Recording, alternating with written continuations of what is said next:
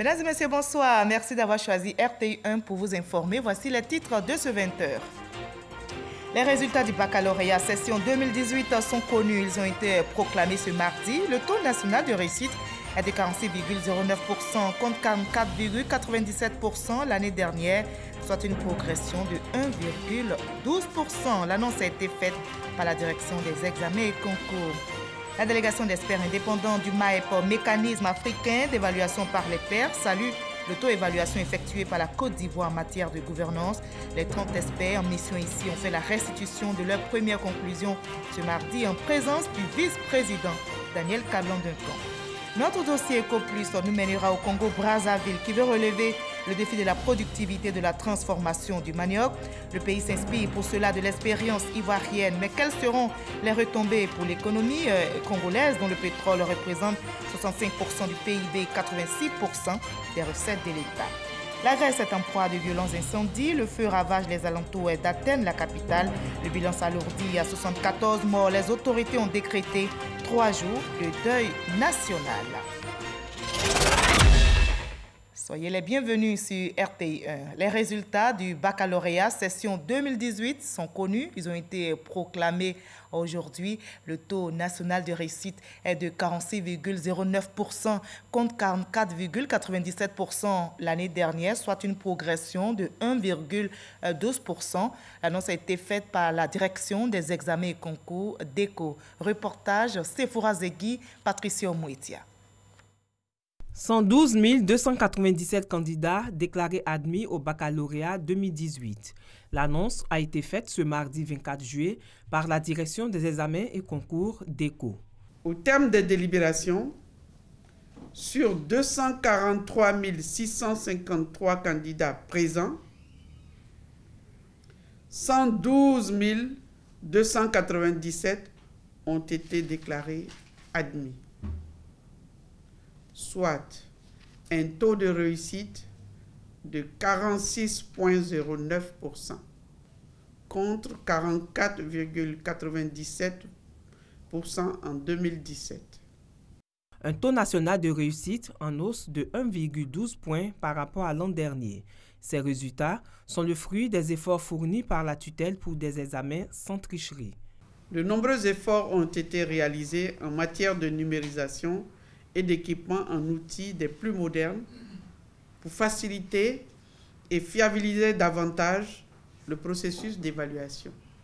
Nous avons ouvert un chantier important, celui de la lutte contre l'intrusion des supports de communication numérique dans les centres d'examen. Les résultats sont disponibles depuis 14 h ce mardi dans tous les 415 centres de composition que compte le pays. Les candidats ont 48 heures à compter de la proclamation des résultats pour introduire leurs réclamations dans leurs centres de composition respectifs. Et dans les différents centres où les résultats du baccalauréat ont été proclamés ce mardi, il y avait de la joie, de la tristesse, des pleurs. Les candidats ont laissé éclater leurs émotions. Vous allez le voir, pas facile en tout cas l'attente des résultats. Nous allons revivre le moment avec 2 candidates, Sephora et Claudia. Elles ont été filmées par nos caméras pendant 1 mois, de la préparation à la composition jusqu'à la proclamation des résultats. Sephora et Claudia sont-elles admises? Réponse dans ce reportage de Sephora Zegui et Christelle Mena.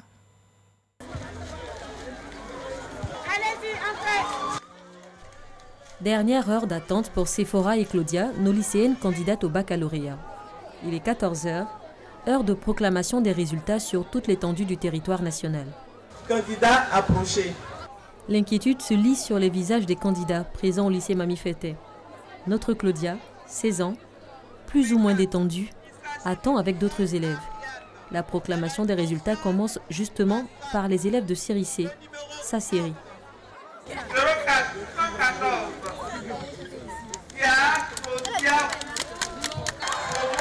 Marie Anaïs. Elle a eu la mention Agnès. Délivrance. Claudia Dia est admise. Après 10 mois de travail, voilà, nos efforts sont récompensés. Nous avons tout eu, vraiment, nous sommes contents.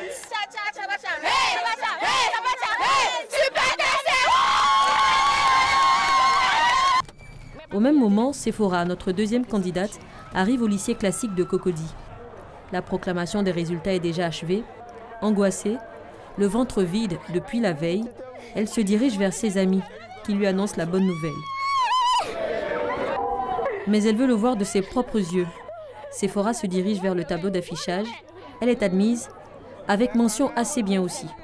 C'est enfin l'explosion.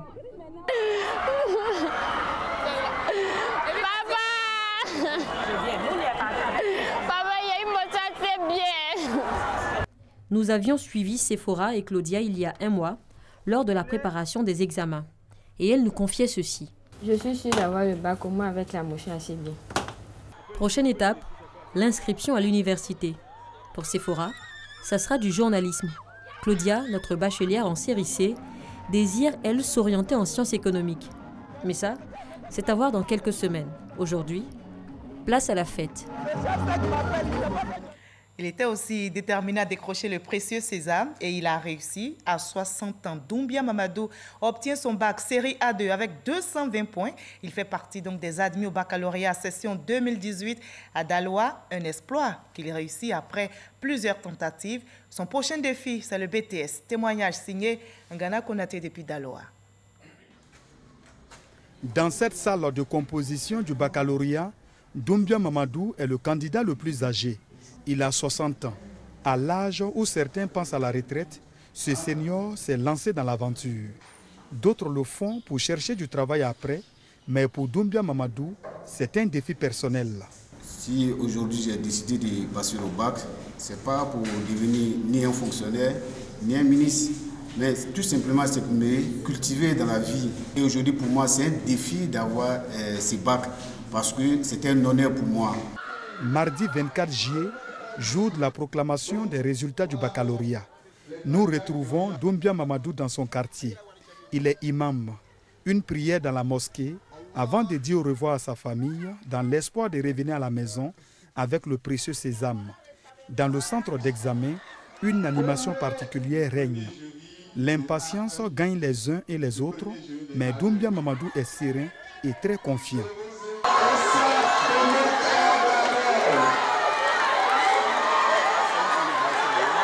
C'est fait.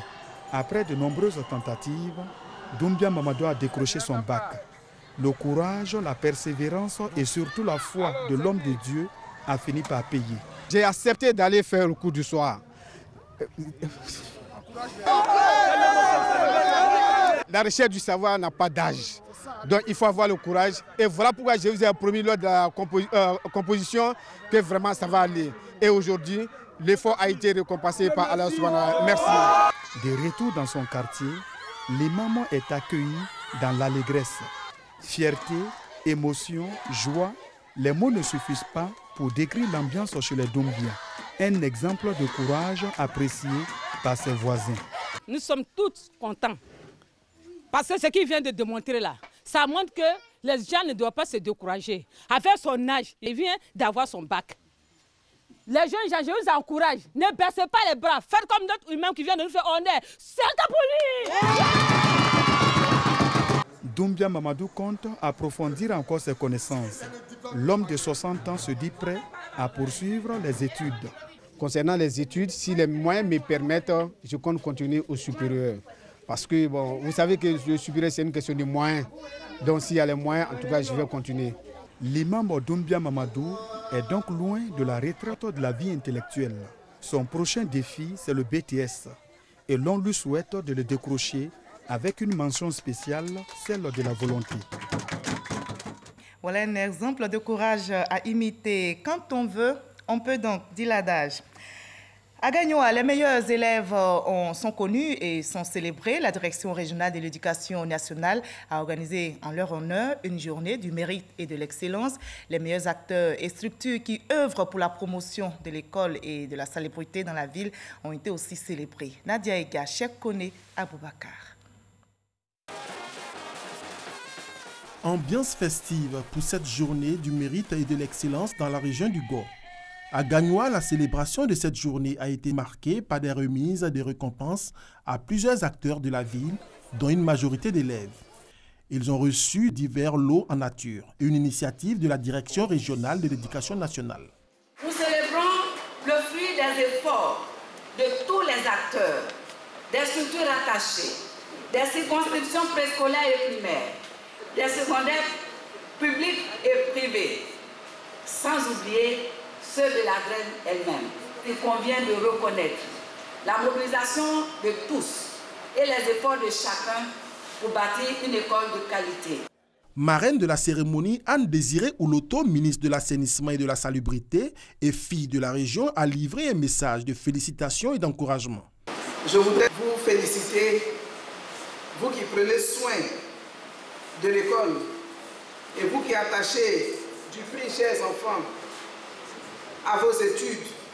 Je voudrais féliciter ceux qui ont bien travaillé et leur dire de voir dans cette distinction non pas une occasion de suffisance et d'orgueil, mais une interpellation à mieux faire et à servir toujours de modèle. Ceux qui n'ont pas reçu en rentrant chez vous, faites-vous la promesse à vous-même l'année prochaine d'être à cette tribune de l'excellence. Célébrer l'excellence, mais aussi inculquer les valeurs du vivre ensemble à ces jeunes élèves, un point fort de cette célébration. Grâce à leur action de solidarité et de partage à travers l'opération dénommée Grâce à vous, les élèves de la région ont pu financer pour leurs camarades en détresse 2 fauteuils roulants, un appareil auditif et une opération de la cataracte. On referme ainsi le chapitre éducation de ce 20h pour évoquer maintenant les travaux effectués par la délégation d'experts indépendants du MAEP, Mécanisme africain d'évaluation par les pairs. La délégation salue l'auto-évaluation effectuée par l'État ivoirien en matière de gouvernance. Les 30 experts en mission dans notre pays ont fait la restitution de leurs premières conclusions. C'était ce mardi en présence du vice-président Daniel Kablan-Duncan, le reportage d'Emon Guivé. 3 semaines d'analyse, d'observation de proximité avec les populations pour apprécier l'idée qu'elles se font de la bonne gouvernance telle que pratiquée dans leur pays. C'est la mission à laquelle se sont soumis les experts de la mission d'évaluation du mécanisme africain d'évaluation par les pairs, MAEP, présent en Côte d'Ivoire depuis le 10 juillet 2018. Une mission qui a travaillé en étroite collaboration avec la Commission nationale, MAEP. Cette mission, de par sa diversité de ses membres, est une marque d'amitié des peuples africains envers la Côte d'Ivoire. Elle traduit la volonté des chefs d'État de l'Union africaine d'ouvrir chacun des pays participants au mécanisme à une expertise africaine en vue de déclencher un processus de solidarité pour l'amélioration de la gouvernance dans chacun de nos pays. Pour le ministre de l'Intégration africaine et des Ivoiriens de l'extérieur, point focal du MAEP, si la Côte d'Ivoire se prête à l'exercice, c'est bien parce qu'elle croit à la bonne gouvernance comme levier essentiel pour parvenir à l'émergence. Les notations des agences les plus réputées au monde, ainsi que les appréciations des institutions internationales, la Banque mondiale et le Fonds monétaire international, montrent bien que notre pays a fait un choix difficile, mais sans fanfaronnade, on peut l'affirmer qu'il est sur la bonne voie. Presque au terme de leur mission, il s'est agi pour ces experts de restituer les premières conclusions de leurs observations. La mission a constaté que l'entrepreneuriat privé constitue un acteur majeur de la création de richesses et a discuté avec la partie prenante des mécanismes élaborés pour que cette participation soit effective, notamment dans le cadre de la réconciliation nationale. Des efforts en matière d'accès aux services sociaux de base sont notés, avec néanmoins des disparités entre les régions. La question de la contribution des femmes, des jeunes et des handicapés dans les activités économiques reste une préoccupation largement soulignée. Les problèmes de l'emploi et de la politique sociale ont été largement discutés en relation avec le développement du capital humain et l'amélioration des bien-être de la population. Le vice-président Daniel Kablan-Duncan s'est réjoui des consultations engagées par les experts du MAEP avec les populations. Cette évaluation externe apparaît certes comme une nécessité liée au processus même du MAEP, mais elle est aussi et surtout l'expression de volonté clairement affirmée du chef de l'État et du gouvernement sont empressés d'autoriser la présente mission.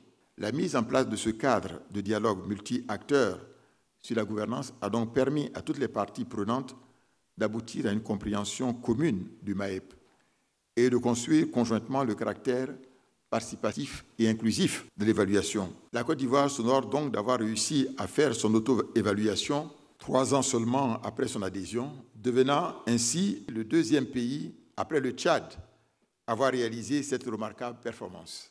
Le processus se veut inclusif et participatif. Son objectif principal, faire des propositions pour l'amélioration de la gouvernance. Sur place, à Yamoussoukro, capitale politique ivoirienne, se tient la réunion des experts ivoiriens et burkinabés. Leurs travaux portent sur la 7e conférence au sommet du TAC, le traité d'amitié et de coopération entre la Côte d'Ivoire et le Burkina Faso. Un forum économique est annoncé jeudi prochain en marge de la conférence et le thème « Développement des partenariats entre les secteurs privés ivoiriens et burkinabés, opportunités et défis ».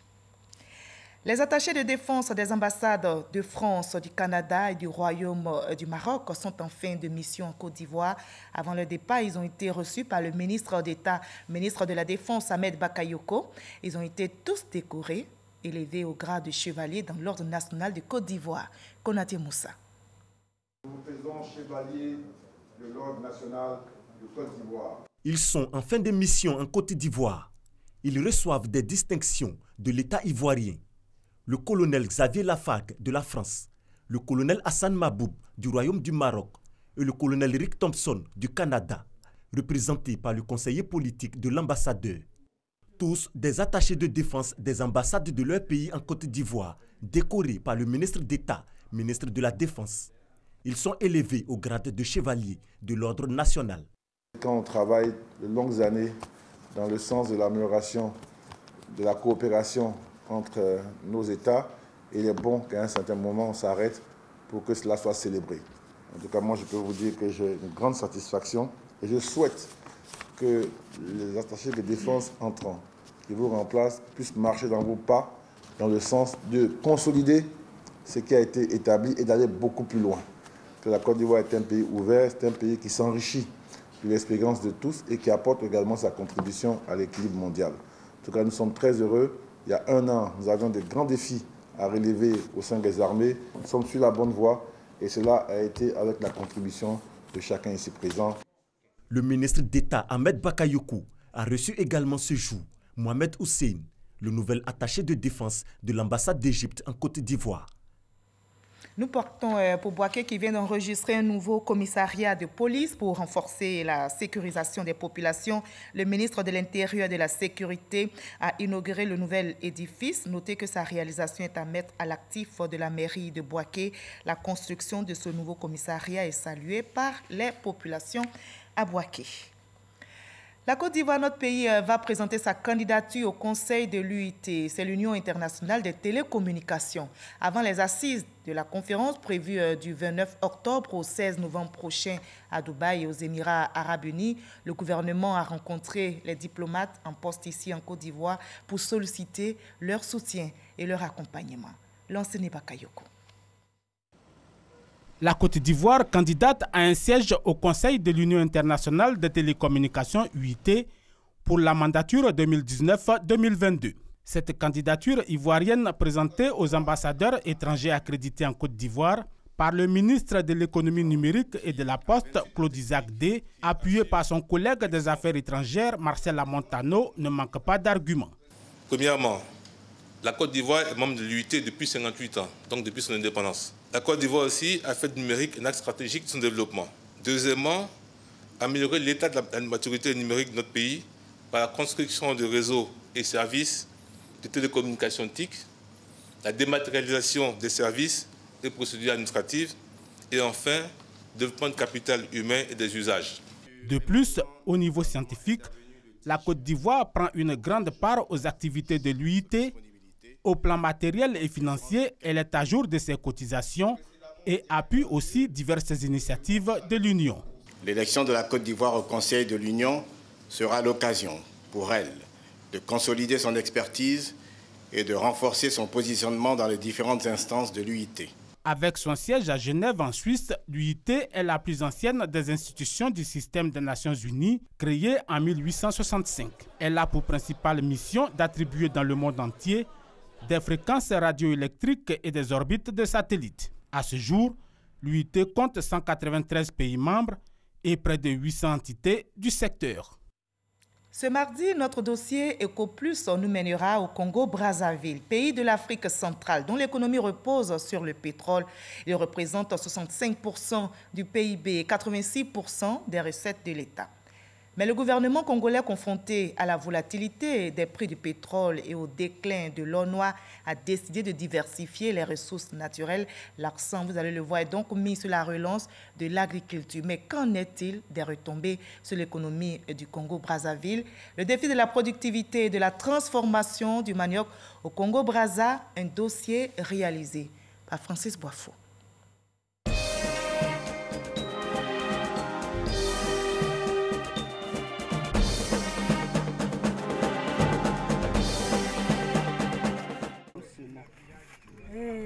Le chikwang, le foufou, le sakasaka. Des produits dérivés à base de tubercules et de feuilles de manioc.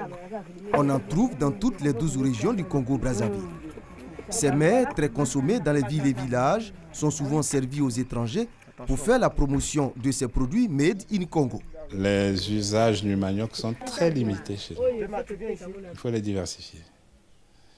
Et ensuite, nous pouvons partager des expériences qui pourraient améliorer la productivité. La transformation du manioc reste cependant un vrai parcours du combattant dans les 4000 villages du pays. Les femmes ont recours aux moyens traditionnels, de grosses pierres pour extraire l'amidon, râper les tubercules.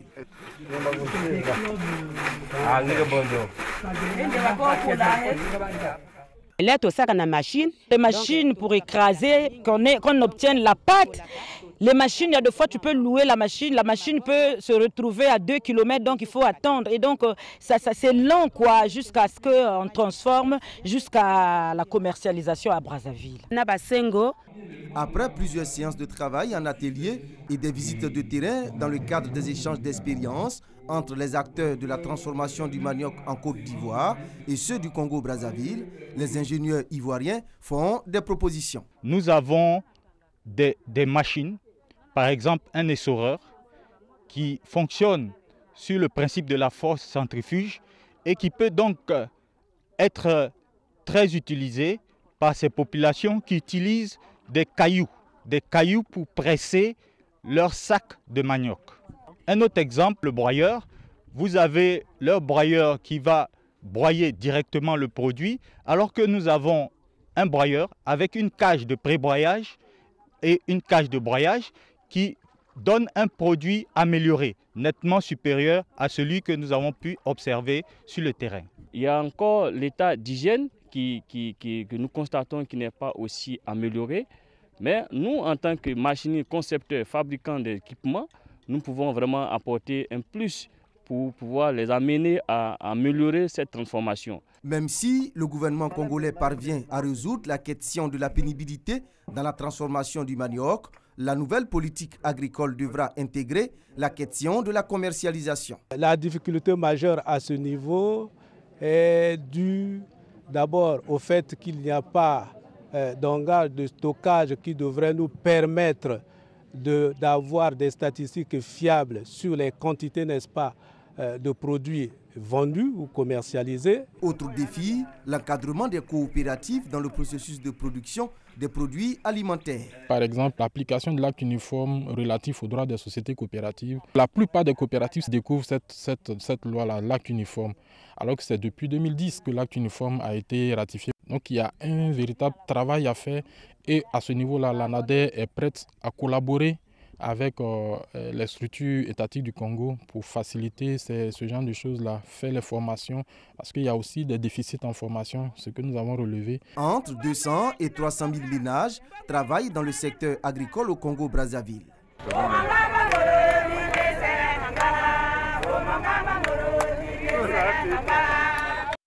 Ces producteurs ont un potentiel impressionnant de terres cultivables.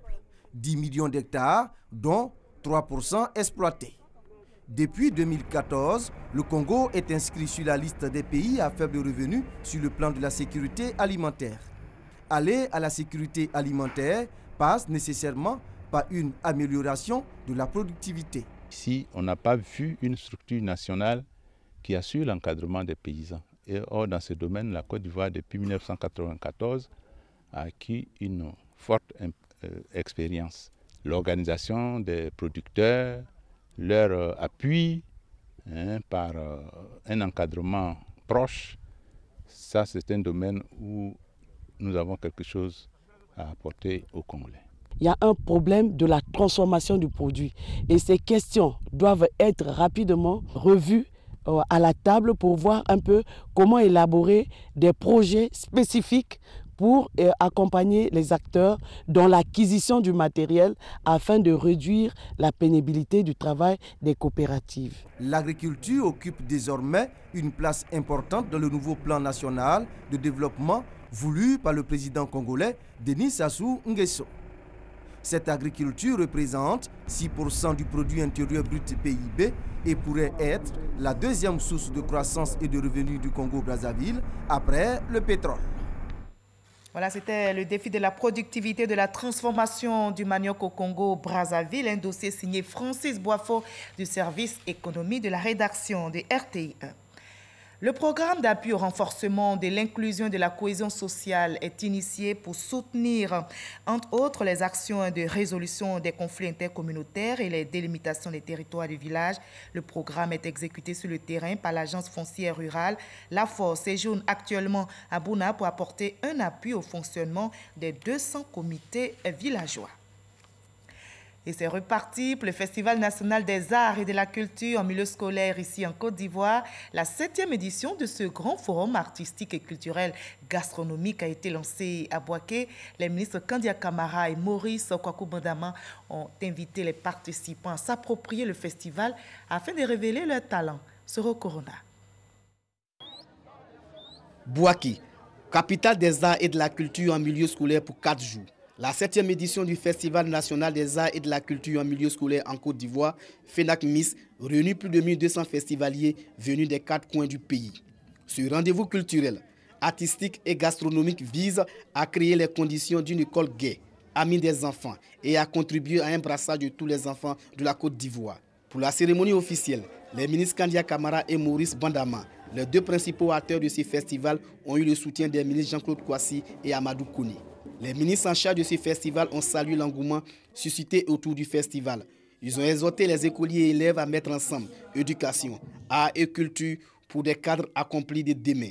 Ils vont rivaliser d'imagination, de créativité et d'émotion pour ravir des prix, glaner des lauriers et arracher des trophées. Sur la base de l'émulation et par le prisme de l'art, nous avons à cœur de promouvoir des valeurs et d'alimenter le patrimoine culturel national dans la dynamique du développement durable. En initiant depuis le plus bas âge nos enfants à la pratique des arts et de la culture, Madame la ministre, vous avez choisi de belles langues pour former des citoyens de qualité. Pour cette 7e édition du FENAC-MIS, une innovation majeure à noter, l'introduction du numérique dans le festival. Le concours Web Art Creativity pour booster l'entrepreneuriat en milieu scolaire. Le document portant l'installation du siège du FENAC-MIS à Bouaké a été paraphé par la ministre Kandia Camara, le conseil municipal de Bouaké et le conseil régional de Gbeke.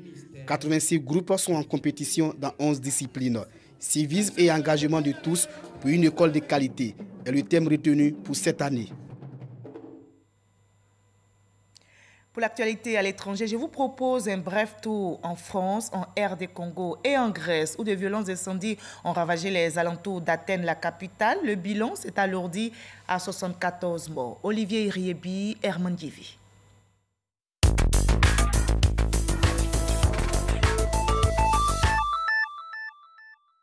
Environ 3 mois après la propagation du virus Ebola en République démocratique du Congo, l'épidémie est circonscrite selon les autorités sanitaires du pays. Le gouvernement congolais a annoncé ce mardi la fin de l'épidémie de la maladie à virus Ebola, et ce, après une période d'observation de 42 jours sans aucun nouveau cas confirmé enregistré. Déclenchée depuis le 8 mai dernier, cette nouvelle épidémie a fait 33 morts. Il s'agit de la 9e épidémie dans le pays depuis la découverte du virus en 1976. La Grèce est en deuil. Le bilan des incendies autour d'Athènes qui ravagent le pays depuis lundi après-midi s'est alourdi ce mardi. Le nouveau bilan fait état de 60 morts et 172 blessés, dont 16 enfants et 11 adultes, dans un état critique, en lieu et place de 50 morts confirmés précédemment. Le bilan risque de s'alourdir avec la découverte de personnes piégées dans leur habitation, dont toutes n'ont pas été encore fouillées. Le gouvernement a décrété un deuil national de 3 jours. Ces incendies sont les plus meurtriers depuis ceux ayant tué 77 personnes en 2007. Un troisième haut responsable de l'État a s'exprimé devant la commission d'enquête parlementaire. Patrick Stroda, directeur de cabinet d'Emmanuel Macron, a pleinement assumé ses responsabilités ce mardi. C'est lui qui a autorisé le chargé de mission à se rendre dans la manifestation du 1er mai. L'ex-collaborateur d'Emmanuel Macron, Alexandre Benalla, a été mis en examen pour des violences en marche du 1er mai à Paris. Cette affaire plonge l'exécutif dans une tourmente politique sans précédent. Et c'est ici que l'on s'arrête pour ce 20h. Merci à vous tous de votre aimable attention. À demain, à la même heure.